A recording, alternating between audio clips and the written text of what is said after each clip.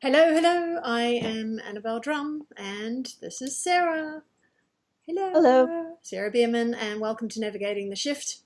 And today we didn't find many timely topics that we wanted to talk about much, so we thought we'd head into the timeless stuff and focus on love and the soul and that kind of thing. Sarah, do you want to start? Because Lesson. you kind of got this conversation started. Yeah.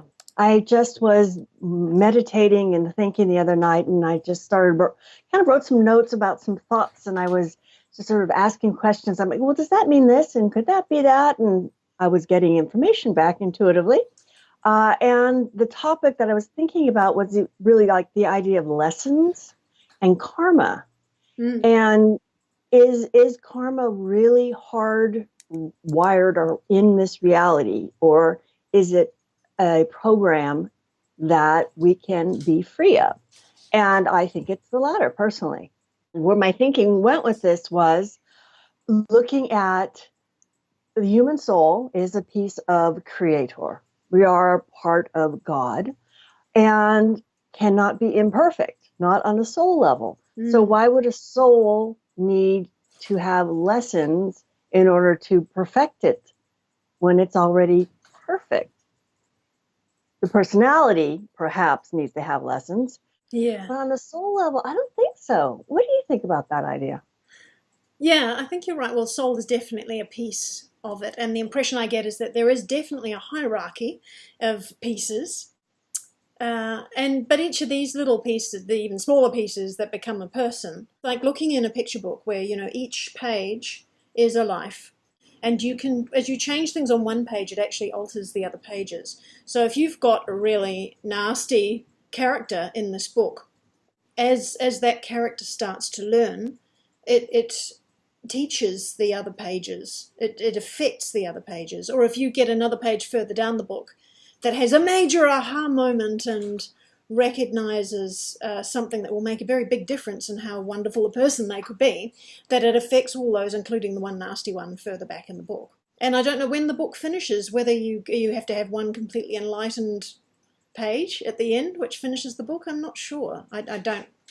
Maybe that analogy is a little too simplistic, but Who yeah. knows? I remember reading, gosh, in the 70s, maybe 80s, a book. Actually, there was three of them, I think, in a series. The first is called The Education of Oversoul 7. Have you ever read that one? No.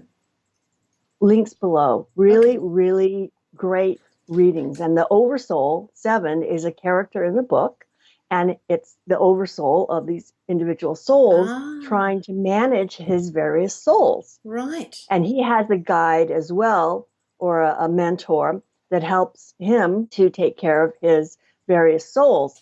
And he sees different souls in different incarnations and stuff like that. And one incarnation was in what we would call modern era. And that soul's next life was back in the 1600s. Right, right, right. So, and I That's believe exactly that, it. That matches. yeah. Yeah, yeah. And I know a woman who met a young woman, a teenage girl, and she knew that this was her soul at a younger soul age. And she ended up Right. adopting her because she was in a lot of trouble. And she was like, her old soul self was helping her young soul self. It's wild and crazy out there, kids. Yeah, But that's yeah. what makes it fun. But getting back to the idea of lessons, Mm, that takes us to karma. You know, right. if we don't have to learn things, and we don't have to have this system that makes sure that, well, you killed somebody, so you have to experience what it was like to be killed yourself. If that wasn't there, why do we have these experiences? Yeah, I don't know if it's that you have to experience the opposite. I mean, that's a great threat to prevent people from doing naughty things. I know when I was working with Mercredan, just talking about the oversoul thing, he called that the author. He's the author of The the other author? ones, author of the Huh? other chapters of the book, yeah. But in the karma side of things, I got the impression that when you've got next level up, I guess, that looks in and sees an experience happen, that you have the opportunity to experience the opposite. And I remember one time I had been I'd been in meditation, then I went down to the shopping mall, and then I got there, I walked in, like you come down from the car park down a sort of an escalator thing, and then you're there, you're in the mall. And I suddenly looked Okay. across, and there was this woman coming out of one shop with her shopping trolley. I went, oh, there's me. But that's me looking that way. Oh, Oh, there's an wow. old man in crutches. That's me looking this way. Oh, there's the little guy. He's looking that way. It's like I just suddenly, not that I could see what they were seeing, but it was I kind of took in the idea that we are all different eyes looking at the world from a different way. So if you experience the world in a certain direction and then you finish that life and you go, okay, I'd like to see the opposite side. And I remember another lady who I'd been talking to who was also working with Mercredan at the same time as me, and she said that she'd found out that she had been one of those nasty scientists in the 1940s. She was working as a scientist from the Nazis and experimenting on the gypsies. Dreadful experiments on, how much the human body can handle. Appalling. But at the same time, in the same era, she was another soul. She was a gypsy. So she was experimenting on herself. She was getting both points of view from the same era of time. Wow. So we thought, well, that's really amazing. That kind of balances it right at the same time. I don't know if it is, I don't know if we're seeing karma in the right way as to whether it's like a punishment or a judgment. I think it's more that, okay, I did this, and then when you leave that life, you get to see what you did and how it affected everybody around that victim or whatever you did. And then you have the choice to go, okay, I think I'd like to experience the opposite. And whether you go into that same time or a different time doesn't really matter. Makes sense. I know that my own exploration into between lives, I read a bunch about it a long time ago, but I also just went and intuitively looked at it. Mm-hmm. I've written about it. I can I'll put a link down below if I can find that article. Actually, I think it might have been a webinar. Well, at any rate, it was a while ago. I don't remember. When you leave the body, you go into a review. Everybody has like a mentor, somebody who helps them. Isn't really a teacher, isn't a guide, just more of a mentor is the right word, I think, who just is there for them and helps them to review their life. And what did you learn about that? And what would you like to try that's different? Usually not usually, but often there is a need for some healing if this was a life or a traumatic death. But when the soul's ready again, it starts to get this urge. I want to go down there and do it again, right? Yeah. And you meet again with your mentor. And the way it looked to me is this room, it looks like the bridge on Star Trek with the big circular room with, I would call them screens, Mm-hmm. various screens around there, and a sort of a raised area where we're watching all these screens. Only it's not just a screen, it's actually life, three-dimensional with feelings and everything. And all the possible main players in that life get together and meet and say, okay, you could be my possible mom. And, oh, I could have this experience with you and do that. And, oh, I could have this experience as your child. And then they kind of like go into one of those screens and experience a little snippet of what it was like to live, to not have, but to be possibly have that choice in your life. And everybody gets together and finds a plan that works for, I want to have this experience, I want to have this experience, we're going to do this together, this will be good, I need you to treat me this way so that I have this wound, so I can learn to heal it, so I can help others. It's all agreed on ahead of time. And we have kind of a soul group that we tend to incarnate with over and over again. And the reason we do is there's so much love between us. And unfortunately, those are the people, unfortunately, you could say, that often are the ones that wound us. And they don't do it because they want to or because they're evil or they need lessons. We wanted to have that experience and they'll agree to do it, even though, they love us. They love us. They do it out of love, which is really gets you out of polarity and looking at the blame game, right? And then the last part of it is where we go, okay, this is how I'm going to remember you. And say you're going to be I'm going to meet you at such and such time, but I won't remember this conversation, right? So you will have a necklace. say a necklace with a dove flying, a silver dove with a diamond on it. And then the person will go, okay, when I see that, I'll know that's you.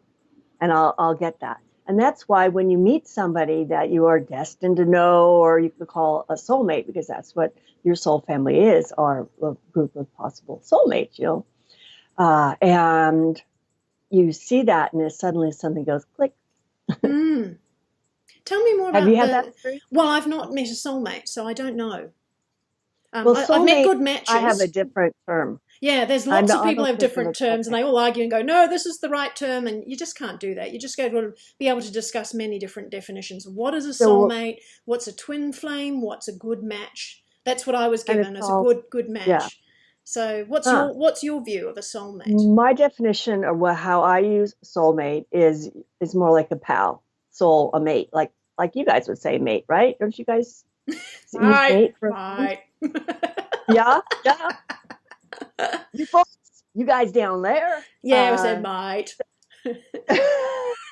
And they're just souls that we have a lot of history with and a lot of love for.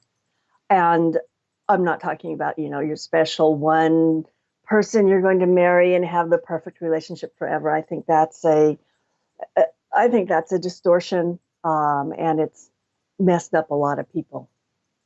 Because you get that little But you see it, right? Okay, you and I don't have it, but you do see it in other people. You do see it, don't you?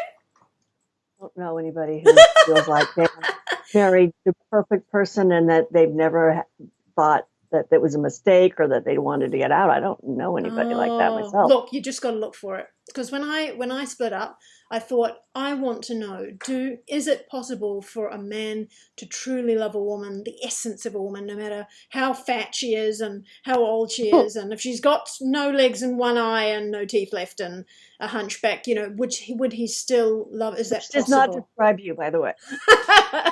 Maybe in 90 years' time. And because I asked the question, I said, I want to see what that looks like. Is it possible for a man? They write it into stories and poems and songs. Do they really feel it? Really? Because I was so disillusioned by my marriage. And within a year, I found 4 couples that were absolutely like that. Yep. The man adored this woman so much in 4 different couples. So it was because I asked for it that I got to meet these different people. I could see it. So it is possible. Interesting. Well, I guess it's possible. I think the challenge with somebody who is a soulmate, somebody you've had so much experience with, is you've had a lot of negative experiences with them too. And you know them so well, you can really push their buttons. Well, so I think that's the definition of I hear that as a twin flame. People talk about that being a twin flame. They drive you nuts. Or you have one that's always running, the other one's always chasing. It's just, 2 halves of the same flame. I don't know. I haven't had a lot of study in that area. So if we don't have karma, why do we do this stuff? Well, karma itself is interesting. So that word came from Eastern philosophy, I think. But the impression that I got, not just through Mercredan, but also through a lot of the channelers on Spirit Library, is that once we pass that 2012 point, we're moving into a totally new epoch. This is not a new era. This is a totally new epoch. All the children born from here forward are new species, new program. Well, not even new program, new hardware. Not even an upgrade, like totally new hardware, right? They have completely different skills from us. We can limit them with our beliefs, but when they start out, they have far more skills than us in how to dabble in the material world. And karma has apparently come to an end. That means that it's not carried over to a different life. You get it resolved right now. This is it. So for all us oldies, the old species, this is pretty much the last time. Apparently, this is our graduation year. This is our graduation life. So if I come out and I thump somebody, I'm likely to get thumped back very, very quickly. Very quickly. And you see that sometimes you get these funny video montages. You know how they put silly montages on YouTube of instant karma, so like some kid tries to push his little sister in the water, and instead he slips himself and falls back over the other side of the pier or whatever. There's It happens very quickly, and I even have to laugh myself if I do something not necessarily harmful, but I know, whoop, that didn't work out, and then bam, you almost get hit on the other side of the head, straight back again, very, very quickly. So, Well, I yeah. want to play with the idea that if it's possible to have a reality with no karma, and there are humans who are living on the planet right now who live in that reality, why can't we all live in it? I mean, like you said, karma is very convenient for convincing people not to do something. Same way, a promise of heaven or hell is a threat. You know, if you do this thing, a bad thing's going to happen to you. Well, maybe karma is just the Eastern religion's point of view, version on how to control people. You know, it's not like you're going to go to hell and burn forever, but boy, it's going to happen back to you. It's going to come back. I don't want to have karma. But like I said right from the beginning, maybe this is we're just misinterpreting it. It's not if I kill you, then you get to kill me next time. Okay, let's agree on that. It's not. I don't think it's quite like that. I mean, you might, like you said, have similar soul family members who will agree to swap parts. I always saw that as like being at primary school, where every lunchtime I went out with the same group of kids. And we'd go, okay, you're the baddie this time. I'm going to be the one that's been kidnapped and the damsel in distress, and then you're going to be a hero, right? Yep, okay, right. Then we'll swap around the next lunchtime. Okay, this time I'm going to be the hero. No, girls can't be heroes. Yeah, I'm going to be the hero. You guys can fight, and you can be tied up, and the train's coming, and you're tied up on the railroad track. So we make the whole story up, and then we'll act it out, and before the bell goes, and then we'd go inside. You kind of wonder if that's like you're saying that in the Star Trek bridge of being able to decide. Soul planning meeting room. Yep. Yeah. That is basically what it is. Everybody decides what role they're going to have in order to have the certain experience. So there's got to be some value in the experience. Now, one of the things that I think we need to remember is that the reality that we're in right now has been taken over and a whole lot of negative stuff put into it that I don't think is supposed to be here and that I know is going away. So without all of that negative stuff, I'm talking about do I need to go into what it is? I think everybody just briefly knows what. No, I think briefly you do need to just put in, who it is, who's putting it in, and why. Okay, going back a very long way, some negative entities. Who calls them archons? It's the heretical Christians. What are they called? Edit. I'm not going to go into that one. But bottom line, negative beings came here and decided to take over and instilled systematically over a long time, playing the long game, systems that suppress people. And all the way financially, they have changed our education system to make people into little dumb them down and be compliant and obedient. And yes, all those groovy things. The medical, which is ridiculous. Keeps us sick. All of those things that, and then on just sort of an emotional or energetic level, there's a lot of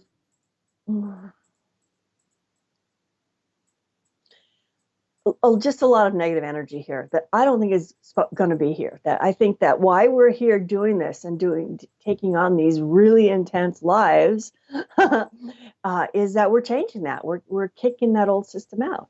So in order to facilitate that, I think that's the reason I wanted to have this conversation was if we can think about, okay, well, if I don't have to have karma and if you don't have to have this negative energy, what would it be like?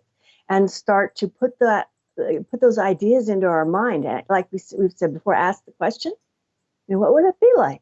And the more of us have that going in our minds as a potential, the more it brings it around more quickly. Speeds up happening. And then looking at going into this eclipse that we're having in a week. Mm-hmm.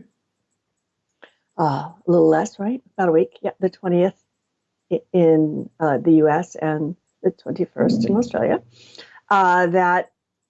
that's an opportunity that when if you look at the astrology, all there's 20 something aspects. If you add in the not just from the regular planets and stuff, but when you put in the galactic center and the various asteroids like Pallas and Chiron, there's like 20 aspects, and the Grand Cross and Grand Trines and all of these groovy, really powerful things, which I don't need to go into all of them, but the They're idea all happening is at the that, same time. yeah, Oh, and the eclipse, right. which is an eclipse is a sort of like energy shutdown and whoop, let's start it up again. Reboot kind of thing. So I think it's an amazing time for us to set the intention that we are going to, like a lot of the aspects are with also Sirius and the Pleiades star systems, which are or portals or stargates for travel, and also from the galactic center, the energy that emits from there travels through those two portals mainly. So if you can imagine, it's like a tube of, they're calling it plasma, which is electrified gas sort of kind of thing. What anyway, it's a tube of energy and information coming through those two systems to our sun, to our planet, and it's which will just be broadcast to Earth, right? Transformation. And the more people who tune into it on the surface, I think that's one thing to say. It's important because there are underground civilizations, like under Shasta, people talk about advanced civilizations that never did drop as low as we did after Atlantis. There are some positive extraterrestrials above the surface, but it's the surface that's oppressed and limited. So it's a surface population that needs to tune into this energy and set the intent to flow it through them and anchor it here on the surface. And of course, I'm having a webinar, and it's going to be free, and the link is below. I hope as many people as possible come and watch it. I'll talk a little bit more about the astrology, and we'll do a really great guided meditation to help bring the new Earth here as quickly as possible. Sounds very good. Yeah. All right, and to end karma.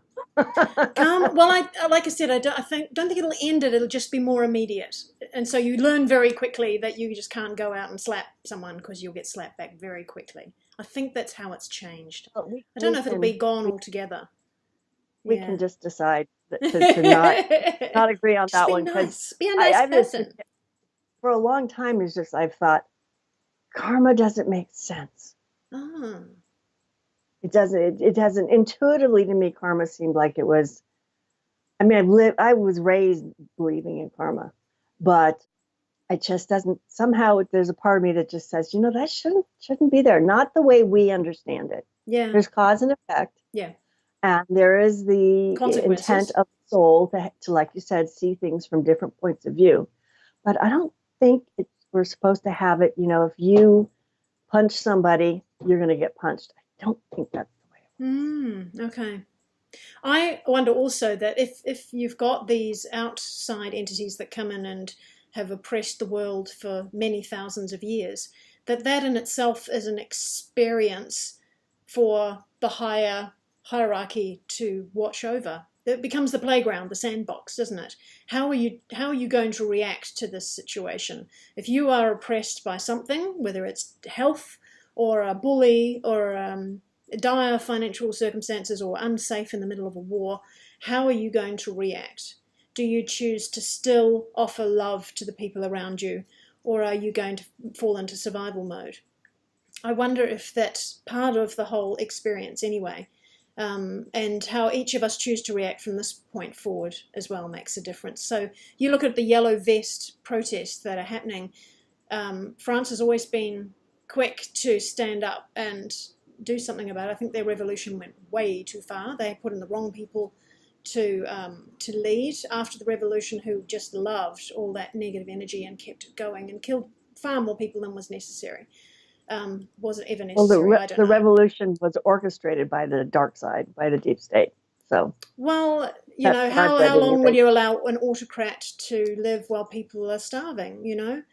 If it's just it's not working. And even right now, it's not working. Those French are being the example to many other countries around the world. I haven't heard of any yellow vests in America. I'm not quite sure what's going on there. And yet around Europe and Asia and different places, we've even had our protests here in Australia with yellow vests.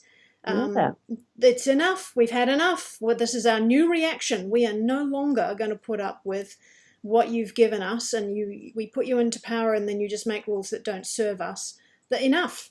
We've had enough. People are waking up finally. It is, yeah, it's happening that Waking up way. and just, this is the way it's always been. It's like, no, we don't know. We're not going to take it anymore. It's a different reaction. You see what I mean? So this is part of the change and the growth that will maybe, like you say, finish that time of oppression. Not maybe, So. but definitely. It just seems to be like everyone is telling us, all their messages coming in are, this is it, man. This is the end. We're moving into a new epoch, a new way of living. And we're in very exciting times. This is the lifetime of all lifetimes. Make the most of it. Yeah. All right. Okay. So please like, subscribe, and all of those groovy things that we would like you to do. It helps our channel. Yep. And we'll talk to you again soon. Bye-bye. Bye-bye.